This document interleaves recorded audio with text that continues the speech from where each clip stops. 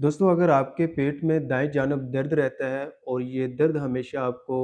खाना खाने से और ख़ास तौर पर जब आप चिकनाई वाला खाना खाएँ, तो उससे ये आपका दर्द ज़्यादा हो जाए, तो ये दर्द आपके पेट में गैस की वजह से नहीं, बल्कि आपके पित्ते के अंदर पथरियों की वजह से हो सकता है। दोस्तों, आज की इस वीडियो में मैं आपको पित्ते की पथरी के हवाले से कुछ मालूमात दूँगा कि पित्ते के अंदर पथरियाँ क्यों बनती हैं, इसकी वजूहात क्या हो सकती हैं और इसकी अलामात क्या हो सकती हैं, और इसके साथ-साथ मैं आपको कुछ होम्योपैथिक मेडिसिन्स के बारे में बताऊँगा जिनके इस्तेमाल से आपके पित्ते की पथरियाँ बगैर ऑपरेशन के ख़त्म हो सकती हैं। और इसके साथ मैं आपको कुछ परहेज़ के बारे में बताऊँगा जिन्हें आप इलाज के दौरान फ़ॉलो करेंगे, तो उससे इंशाअल्लाह ताला आपकी जो पित्ते के अंदर पथरियाँ हैं, वो बहुत जल्द ख़त्म हो जाएँगी। और इसके साथ-साथ जो आपको पेट में दाएँ जानब दर्द रहता है, उल्टी मतली की कैफ़ियत रहती है या गैस बदहज़मी की शिकायत रहती है, वो इंशाअल्लाह ताला मुकम्मल तौर पर ठीक हो जाएगी। दोस्तों, पित्ता जो है ये हमारे पेट में दाएँ जानब पसलियों के नीचे जिगर के साथ एक छोटा-सा नाशपती नुमा ऑर्गन होता है, जिसके अंदर बाइल या सुफ़्रा पाया जाता है। ये बाइल और सुफ़्रा जो है ये हमारी खुराक को हज़म करने के लिए बहुत अहम किरदार अदा करता है।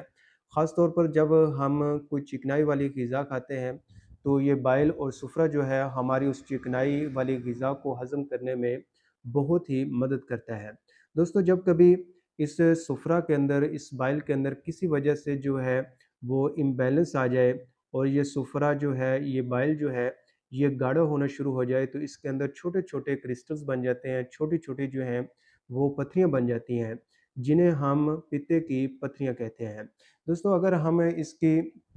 वजूहात की बात करें, तो पित्ते के अंदर पथरियाँ बनने की बहुत सारी वजूहात हो सकती हैं। ख़ास तौर पर अगर आप बहुत ज़्यादा चिकनाई वाले खाने खाते हैं, फ़ास्ट फ़ूड बहुत ज़्यादा खा रहे हैं, जंक फूड्स बहुत ज़्यादा खा रहे हैं, तो उसकी वजह से आपके पित्ते के अंदर पथरियाँ बन सकती हैं। इसके अलावा अगर आपका वज़न बहुत ज़्यादा है, मोटापा है, तो उसकी वजह से आपके पित्ते के अंदर पथरियाँ बन सकती हैं। या फिर अगर आप अपने वज़न को अचानक से जो है कम करने की कोशिश कर रहे हैं और इसके लिए जो है आपने बहुत ज़्यादा भूखा रहना शुरू कर दिया है, आपने खुराक जो है वो बहुत ज़्यादा कम कर दी है, तो उसकी वजह से जो बाइल है उसका बैलेंस जो है वो इम्बैलेंस हो जाता है और उसकी वजह से वो गाढ़ा होना शुरू हो जाता है और उसके अंदर जो है पथरियाँ बनना शुरू हो जाती हैं। या दोस्तों, अगर आप पानी बहुत ज़्यादा कम पीते हैं,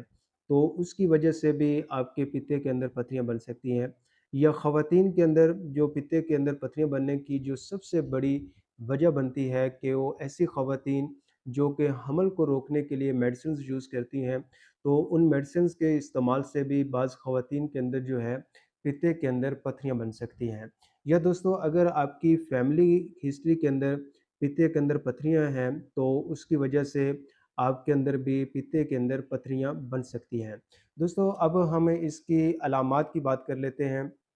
अगर आपके पित्ते के अंदर पथरियाँ होंगी, तो इससे आपको कौन-कौन सी अलामात आ सकती हैं या आपको कैसे पता चले कि आपके पित्ते के अंदर पथरियाँ हैं? दोस्तों, एक तो इसका तरीक़ाकार ये है कि इसके लिए जो है अल्ट्रासाउंड करवाया जाता है और खाली पेट जो है अल्ट्रासाउंड करवाया जाता है और उससे जो है ये पता चल सकता है कि आपके पित्ते के अंदर जो है वो पथरियाँ हैं या नहीं हैं। या फिर दूसरी सूरत जो है इसकी अलामात के ज़रिए जो है आप पता कर सकते हैं कि आपके पित्ते के अंदर पथरियाँ हैं। दोस्तों, अगर आपको पेट में दाएँ जानब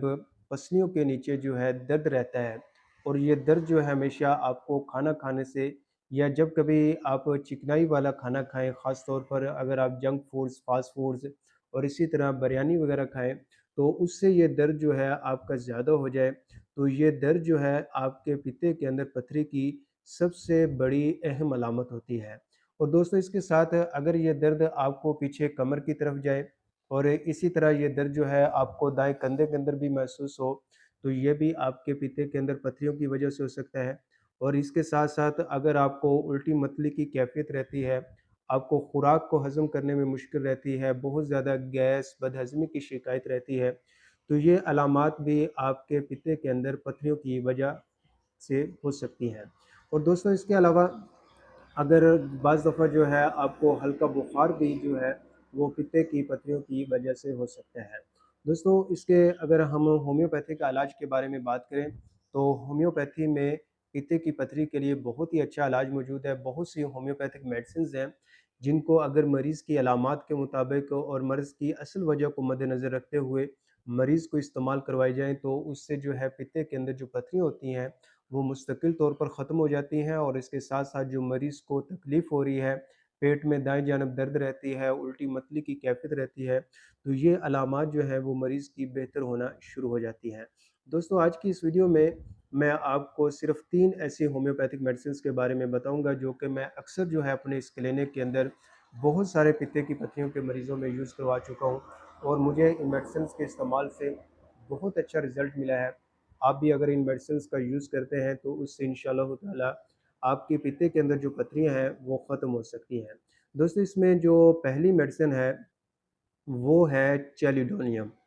चेलिडोनियम होम्योपैथी की एक ऐसी मेडिसिन है, जो कि पित्ते की पथरी के हवाले से बहुत ही इफ़ेक्टिव मानी जाती है और ख़ास तौर पर अगर आपको पित्ते की पथरी की वजह से बहुत शदीद किस्म का दर्द रहता है, तो उसके लिए ये मेडिसिन जो बहुत इफ़ेक्टिव रहती है। और इसी तरह जब कभी आप चिकनाई वाले खाने खाएँ और उससे आपका दर्द ज़्यादा हो जाए या आपके दाएँ कंधे के अंदर जो है वो बहुत ज़्यादा दर्द रहता हो, तो ऐसी अलामात के लिए चेलिडोनियम जो है मेडिसिन बहुत ही इफ़ेक्टिव रहती है और इसके इस्तेमाल से जो पित्ते के अंदर दर्द रहता है वो ठीक हो जाता है और इसके साथ-साथ जो पथरियाँ हैं वो ख़त्म होना शुरू हो जाती हैं। दोस्तों, जो दूसरी होम्योपैथिक मेडिसिन है वो आप जो यूज़ कर सकते हैं, वो है कार्डियोस मरियानिस।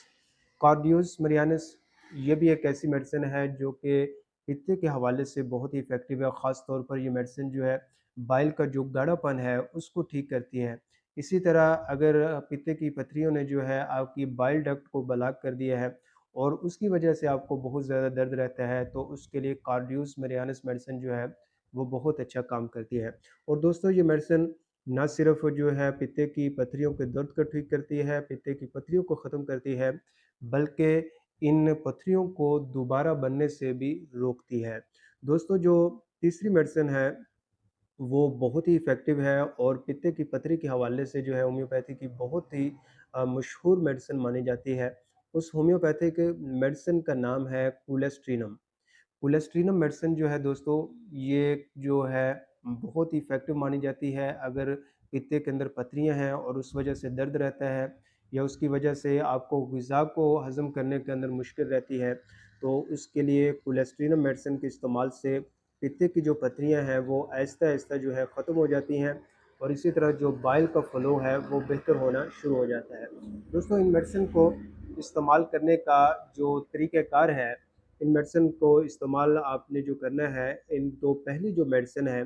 चेलिडोनियम और कार्डियोस मरियानिस, इन दोनों मेडिसिन को आप मदर टिंचर फॉर्म में यूज़ कीजिए और दोनों मेडिसिन के 10 कतरे सुबह, 10 दोपहर, 10 शाम, आधा गिलास पानी के अंदर हल करके दिन में 3 दफ़ा इस्तेमाल करें। और तीसरी जो मेडिसिन है कुलेस्ट्रीनम, ये दोस्तों जो है टैबलेट फॉर्म के अंदर मेडिसिन मिलती है आपको और इस मेडिसिन को आप 3x के अंदर कुलेस्ट्रीनम 3x में जो है आप 2 टैबलेट सुबह, 2 दोपहर, 2 शाम, दिन में 3 दफ़ा यूज़ कीजिए। इंशाअल्लाह ताला कुछ दिन इन मेडिसिन को रेगुलर आप यूज़ करेंगे, तो आपके पित्ते की पथरियाँ जो हैं वो आहिस्ता-आहिस्ता ख़त्म होना शुरू हो जाएँगी और इनके इस्तेमाल के साथ ही जो है आपको पित्ते के मकाम पर जो दर्द रहता है, पेट में दाएँ जानब जो दर्द रहता है, वो इंशाअल्लाह ताला फ़ौरी तौर पर बेहतर होना शुरू हो जाएगी। दोस्तों, इन मेडिसिन के इस्तेमाल के साथ-साथ जो आपने परहेज़ करने हैं, एक तो आप हर किस्म की चिकनाइयों के इस्तेमाल से परहेज़ करें। दूसरा जो है आप पानी ज़्यादा पिएँ और इसी तरह जो है अगर आप बहुत ज़्यादा फ़ास्ट फ़ूड, जंक फूड्स वग़ैरह खाते हैं, उनसे इज्तनाब करें। और इसी तरह अगर आपका वज़न बहुत ज़्यादा है, तो उसको कम करने की कोशिश करें और अपने लाइफ़स्टाइल के अंदर आप तब्दीली लेके और चंद मिनट की रोज़ाना एक्सरसाइज़ का आप मामूल बनाएँ, तो इससे इंशाअल्लाह ताला आपकी जो पित्ते के अंदर पथरियाँ हैं, वो बहुत जल्द जो है ख़त्म होना शुरू हो जाएँगी और आपको इस बीमारी से मुस्तकिल तौर पर निजात मिल जाएगी। दोस्तों, इन मेडिसिन से मुतल्लिक आपका कोई भी सवाल हो, मुझे आप कमेंट सेक्शन में पूछ सकते हैं। इंशाअल्लाह ताला मैं उसका जवाब देने की कोशिश करूँगा और इसके साथ-साथ अगर आप अपनी सेहत के हवाले से, पित्ते की पथरी के हवाले से मुझसे कोई मशवरा लेना चाहें, तो आप मेरे इस व्हाट्सएप नंबर पर मुझसे राब्ता कर सकते हैं। इंशाअल्लाह ताला आपका केस तफ़सील से लेने के बाद आपके लिए एक मौसर होम्योपैथिक इलाज को तजवीज़ किया जाएगा, जिससे इंशाअल्लाह ताला आपका ये मसला मुस्तकिल तौर पर बेहतर हो जाएगा।